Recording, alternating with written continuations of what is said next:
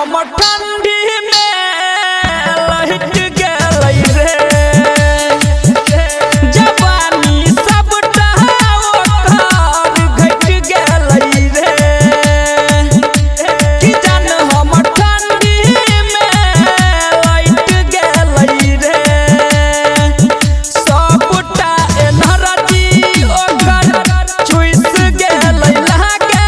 दोसर सबटा एनर्जी ओकर चुइस गेलै लागे दोसर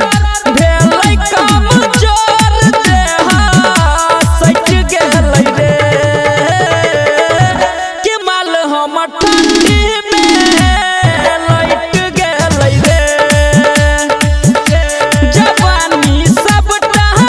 ओकर घट गेलै रे कि माल हम डीजी विकास बेतिया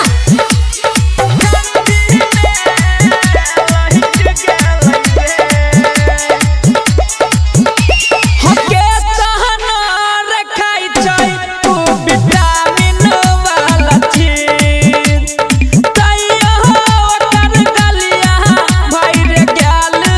छै चिपीक के तहना रखाई छै उ विटामिन वाला चीज डॉक्टर लंग लह गेलियै ओकर दुख सबटा हम बतलियै दूध के उठौना लगलियै फेर होरली सकीन के धलियै फूल ले हदे वो कहर बैठ गेलै रे बैठ गेलै रे कि माल हम ठंडी में लहट गेलै रे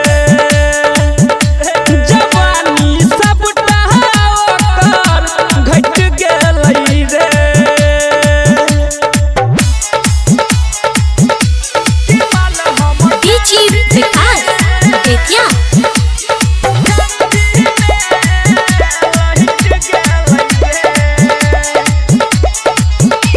लागल छै कहरा त ठंडी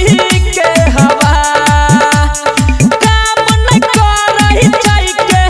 कोन गोली और दवा लागल छै के एकरा भैर ठंडी के हवा अजय अकेला उमेश हाल छै केहन देख सगरो हम जाके करबेलियै रे चेक आम के गाछ जेना झैक गेलै रे